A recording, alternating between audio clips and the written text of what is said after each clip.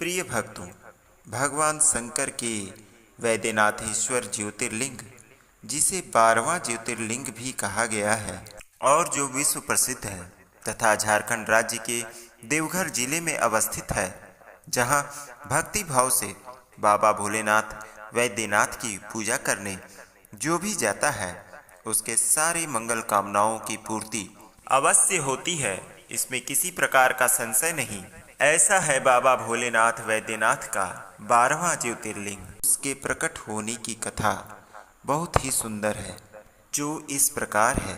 राक्षस राज रावण, जो बड़ा अभिमानी और अपने अहंकार को प्रकट करने वाला था, उत्तम पर्वत कैलाश पर भक्ति भाव से भगवान शिव की आराधना कर रहा था।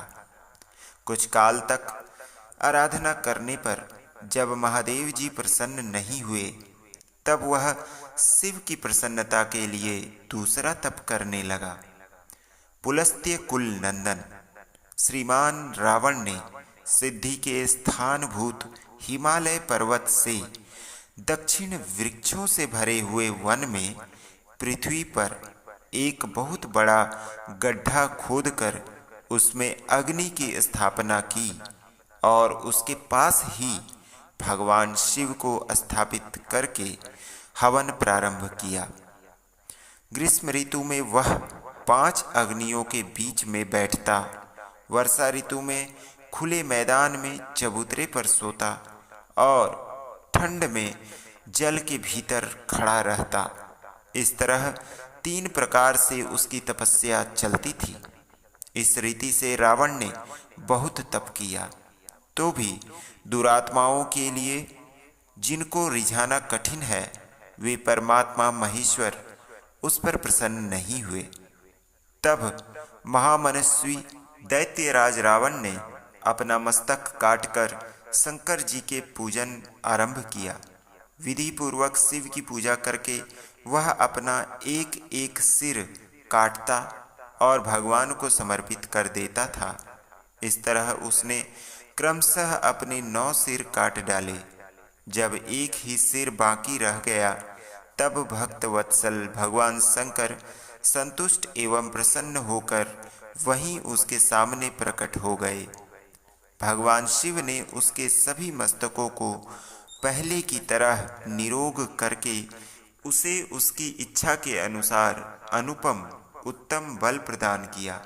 भगवान शिव का कृपा प्रसाद पाकर राक्षस रावण ने नतमस्तक होकर हाथ जोड़कर उनसे कहा, देवेश्वर प्रसन्न होइए, मैं आपको लंका में ले चलता हूँ। आप मेरे इस मनोरथ को सफल कीजिए, मैं आपकी शरण में आया हूँ। रावण के ऐसा कहने पर भगवान शंकर बड़े संकट में पड़ गए और अनमने होकर बोले, राक्षस राज, मेरी सारगर्भित बात सुनो।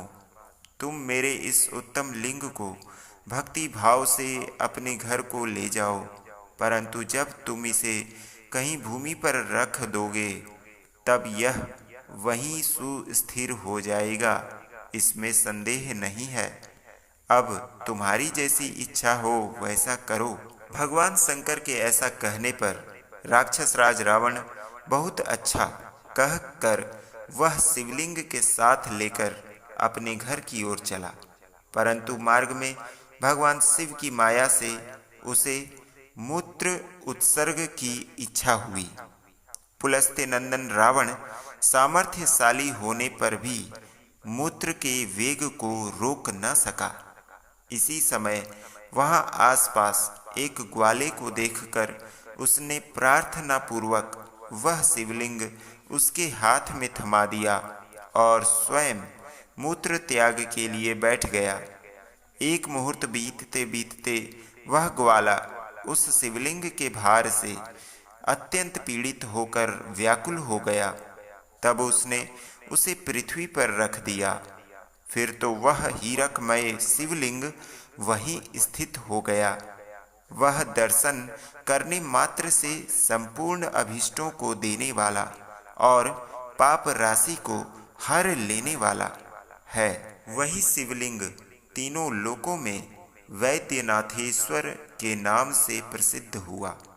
जो सत्पुरुषों को भोग और मोक्ष देने वाला है। यह दिव्य, उत्तम एवं श्रेष्ठ ज्योतिर्लिंग दर्शन और पूजन से भी समस्त पापों को हर लेता है और मोक्ष की प्राप्ति कराता है। वह शिवलिंग जब संपूर्ण लोकों के हित के लिए वहीं स्थित हो गया, तब रावण भगवान शिव का परम उत्तम वर पाकर अपने घर को चला गया। वहां जाकर उस महान असुर ने बड़े हर्ष के साथ अपनी प्रिया मंदोदरी को सारी बातें कह सुनाई। इंद्र आदि संपूर्ण देवताओं और निर्मल मुनियों ने जब यह समाचार सुना, तब वे परस्पर सलाह करके वहां आए। उन सब का मन भगवान शिव में लगा हुआ था। उन सब देवताओं ने उस समय वहां बड़ी प्रसन्नता के साथ शिव का विशेष पूजन किया। वहां भगवान शंकर का प्रत्यक्ष दर्शन करके देवताओं ने उस शिवलिंग की विधिवत स्थापना की और उसका वैद्यनाथ नाम रखकर उसकी वंदना और स्तवन करके वे स्वर्ग लोक को चले गए। प्रिय भक्तों, भगवान शिव का परम उत्तम वरदान पाकर महान असुर रावण अत्यंत आनंद का अनुभव करने लगा। इधर इस समाचार को सुनकर देवता घबरा गए कि पता नहीं यह देवद्रोही महादुष्ट रावण भगवान शिव के वरदान से बल पाकर क्या करेगा। उन्होंने नारद जी को भेजा। नारद जी ने जाकर रावण से कहा, तुम कैलाश पर्वत को उठाओ, तब पता लगेगा कि शिव जी का दिया हुआ वरदान कहाँ तक सफल हुआ। रावण को यह बात जच गई। उसने जाकर कैलाश को उखाड़ लिया। इससे सारा कैलाश हिल उठा। तब गिरजा के कहने से महादेव जी ने रावण को घमंडी समझकर इस प्रकार श्राप दिया। महादेव जी बोले, रे दुष्ट भक्त दुर्बुद्धि रावण, तू अपने बल पर इतना घमंड न कर। तेरी इन भुजाओं का घमंड चूर करने वाला वीर पुरुष शीघ्र ही इस जगत में अवतीर्ण होगा। इस प्रकार वहां जो घटना हुई उसे नारद जी ने सुना। रावण भी प्रसन्नचित्त होकर जैसे आया था उसी तरह अपने घर को लौट गया। इस प्रकार वैद्यनाथेश्वर का महात्म्य बतलाया गया है। इसे सुनने वाले मनुष्यों का पाप भस्म हो जाता है और अखंड पुण्य की प्राप्ति होती है। अगर आपको कहानी अच्छी लगी तो इस वीडियो पर लाइक और कमेंट अवश्य करें तथा चैनल को सब्सक्राइब कर लें। धन्यवाद।